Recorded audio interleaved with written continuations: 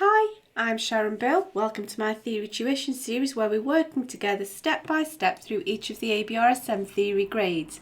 There are lots of resources available to help you if you go to my website. If you visit sharonbill.com, you'll find some free PDF information sheets. You can download those in US letter or A4 and they accompany each step of this series.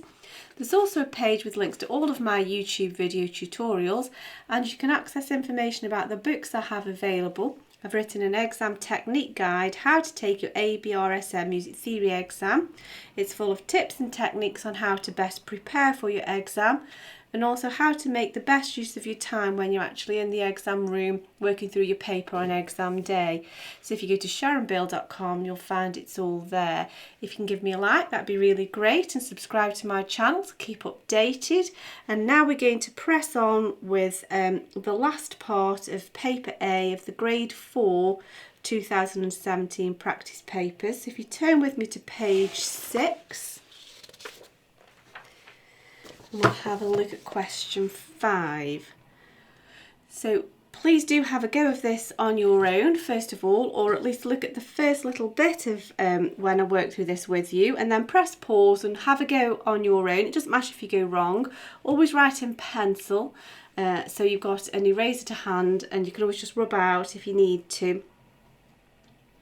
And you will learn more thoroughly through those mistakes rather than just passively copying it with me. So now let's work through that together. So we're asked to rewrite this melody with the notes correctly beamed. We've got to beam or group these notes. So in order to do that, we need to think what time signature we're in. We're in common time, which is 4 quarter notes, 4 crotchet beats per bar. And so that's the beat that we need to reflect as we're beaming. So let's have a think about how we're going to do this before we start drawing out the notes. So here we've got a semiquaver, which is 1/4 of a beat. The dot is half of that, so the dot is an 1/8. So all together there we have, with this one here, this is also an 1/8. So all together here we've got 1/2 of a beat. And then you can see we've got the same again here, which gives us another 1/2 of a beat. And so here is our first full crotchet beat, our first quarter note that needs to be beamed together. Here we've got 3/4 and 1/4 of a beat, so they can go together, nothing there. Here we've got 1/2, 1/4 and 1/4 of a beat, which makes a full beat. If it is, like me, maths isn't my strong point, and so I find it much easier to visualize. So for example here I would visualize, there's my whole beat. I'm going to divide that into quarters. We've got 1/2 a beat here, 1/4 of a beat here, and 1/4 of a beat here, and so I can see that's my whole beat done. So by all means do that, and then here you would divide into 1/8 as well, just to help you visualize that if you don't find doing it numerically quite so easy. Okay, let's crack on. So here we've got 1/2, 1/4, 1/4. That gives us a beat. We've got 1/2 and 1/2. So you can see these are beamed all over the place, that we need to show each new beat. It's very difficult to play this as if it's not beamed correctly. Very complicated rhythms. 1, 2, 3, 4 quarters gives us a whole. So we've got 1/2 a beat here, and then here again we've got 1/4 of a beat plus 1/2 of that with the dot gives us another 1/8, and there's another 1/8, and so there we have our whole beat. And we've got 1/2 and 1/2 there. So we've done the thinking now, we just need to actually write that out properly. So I think I'm going to just do it a bar at a time. Get the note heads in first, keeping everything aligned with theirs, just so I don't lose track where I am. And also so I'm not going to run out of space, because these are quite busy full bars.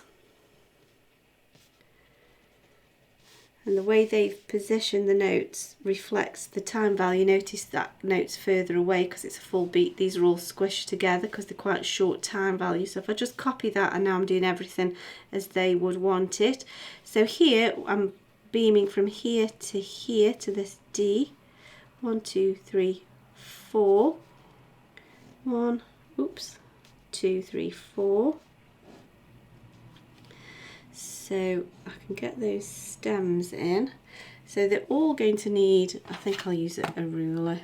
Let's just, so they're all going to need that, and then they will need an extra little beam. So that looks so much easier to play now. There we go. So I just need to put the trill sign there. That's done. So here, let's go into the next bar. I'm just going to get the note heads in again. I'll put the tie in. You can copy it out in any order you like, just as long as it gets the job done. Just keep everything nicely aligned. So then we're going from here to the D, and then here to the F sharp. Now here, the G's, we're going to have to make a decision whether to beam up or down. Now the middle line is usually the deciding factor. That's only 3 steps away. However, this one is 1, 3, 5, 6 steps away. So this one is the one that really overrules. So we'll come down for the sake of that high G. There we go. Another tie over the bar. So 1, 2, 3, 4 are all going together. And again, we're going to have to decide. All of these need to have stems down. This one needs to have stem going up. So this one's kind of outvoted. There we go. So now we've got these 3. See, I've started doing the beams before I've done the note heads. I've changed the order. Doesn't matter what order you do it in, just as long as you're copying accurately. So we need another beam there and then a little one there. 2 quavers and finish. There we go. So if you've done your thinking in the first place, actually writing it out isn't too scary at all. Name the ornament used in bar 1. So here, that's perhaps the easiest one, trill. I think you can also call it a shake, but trill makes sense to me. It's easy enough to remember. Let's move on. So we just got a little bit of note reading to do in the next one. So have a go at this on your own, and then we'll look at it together. If you get stuck, count out from a note that you're familiar with and work it out from there, or count down your octaves if it's too far out of your usual range. So they've shown us how they want us to answer it, so we'll carry on in that vein. We're beginning with the bass clef, and so we'll now work this together. So there's a long way to go here, so I'm going, rather than counting up, I'm just going to work out my octave. As long as you remember to count the given note as 1, you can't go wrong. 1, 2, 3, 4, 5, 6, 7, 8 takes us to here, which is an A. So we're an octave higher, and it's A double sharp. Don't forget the accidental. So here, I'll count this from familiar note. We know that this is F. Every good boy deserves football. F, G, A, B sharp. I'm writing the word out in full just because they've done so I might as well copy their lead. Let's count the octaves for this one. 1, 2, 3, 4, 5, 6, 7, 8 takes us to here, which is an F. So this is F. Remember, we use capital letters for naming notes. F double flat. And now we're in alto clef, so we need to remember that is middle C, the middle line. So 1, 3, 5, 7, 8 takes us actually to that middle C. So this is C sharp, just an octave lower. Let's count down the octave here. 1, 3, 5, 7, 8. I'm just cheating, counting the spaces first. 1, 2, 3, 4, 5, 6, 7, 8 if you want to do it in steps. So that is a C, D, E. So we know that this is an E flat. There we go. And so let's move on to the last question. So if you turn the page to page 7, page 7, question 7. I have to admit, this is my favourite section. I really like this, looking at chords and harmonies. So they tell us that the key is D major, and so before we do anything, let's just map out what our chords are. So we want to be looking for chords 1, 4 and 5. So if we're in D major, the first note, the tonic, is D, and so if we're counting up, 1, 2, 3, 4 is G, and 5 is A, or count it on your fingers. So the first, the third and the fifth, D, F, A, G, B, D, A, C, E. If you find that difficult, you can just think D, F, A, G, B, D and work it out that way. So now we've done all the thinking, and we just need to look and see what we've got here to describe. So we have here a G, a G, a D and a B. So that will be that chord. So we know we're chord 4. Here we have a D, an A, a D and an F. So we can see that's all the notes of chord 1. And then here we have an A, a C and an E. And so that's chord 5. Alternatively, instead of using the Roman numerals, I would just do that, but you could instead say the subdominant chord, the tonic and the dominant. Either of those answers will suffice. So now we've got to just extend that thinking a little bit further here. We've got to name the chords, but first of all we've got to decide if it's a major or a minor key, and then we need to decide which chord it is. So let's start by thinking what the options might be. Here we've got a key signature of B flats, E flats and A flats. So it could be E flat major, or it could be C minor, couldn't it? Let's just give us a bit more room to scribble. It could be C minor. So let's work out what the possibilities are. We need to be looking for chords 1, 4 and 5 in either of those keys. So E flat major, we won't worry about the accidentals because the key signature will take care of all of that. E, F, G, A is 4 and B is 5. Of course it would be A flat and B flat, but we needn't worry about that. So first, third, fifth. And so we'll now do the same for the C minor. So C is 1, C, D, E, F is 4, G is 5. So we've got C, E, G, F, A, C, G, B, D. And so let's see what notes we've got here. We're in the bass clef. We've got an A, a C and an E. And we can see here, that's the chord we're on. So we're in the key of E flat major.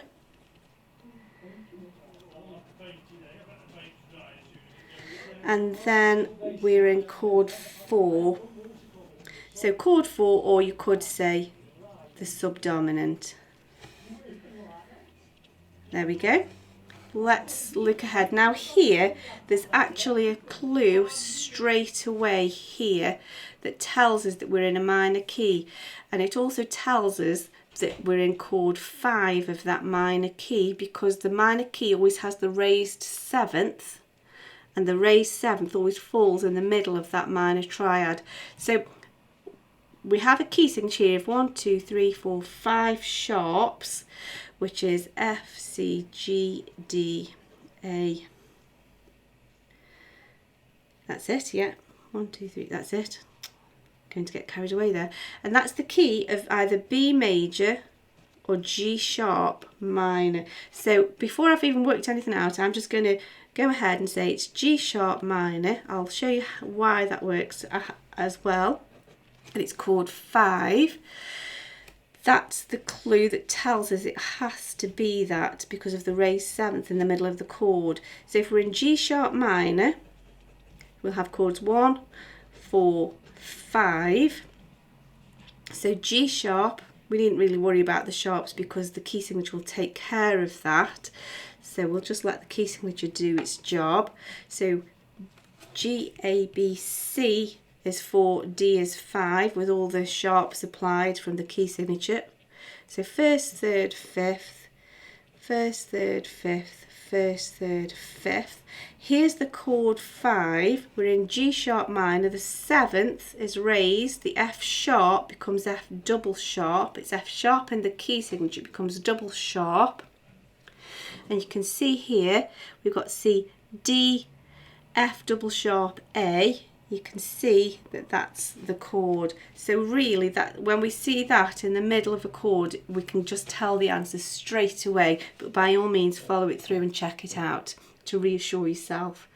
So now, not so obvious this time, we're going to have to follow through the steps to work this out. So we're in a key of B, E, A, D, which could either be A flat major or it could be F minor. So let's just work out what the options are. So if we're in A flat major, A is 1, A, B, C, D is 4, E is 5. So 1st, 3rd, 5th, D, F, A, E, G, B. And we know that that's 5 because 1st, 3rd, 5th, there's the first note of the 5th. That's another little double check. And so in F minor, 1 is F, F, G, A, B, C, with all the flats, of course, doing their job in the key signature. F, A, C, B, D, F, C, E, G. And so let's see what we've got here. We've got an F, A, C. So we can tell that's the chord. So we know that we're in F minor. And it's chord 1, or you could say the tonic. And that's that question completed, and that's that paper completed. I do hope that you found that helpful. I hope that you've enjoyed it. I certainly have. I hope it's of benefit to you. If you can give me a like, that'd be fab, and please do subscribe to my channel to keep updated. Please also do visit sharonbraille.com and make use of all of the resource that's available to help you there. Thanks for watching, and I'll see you next time. Bye.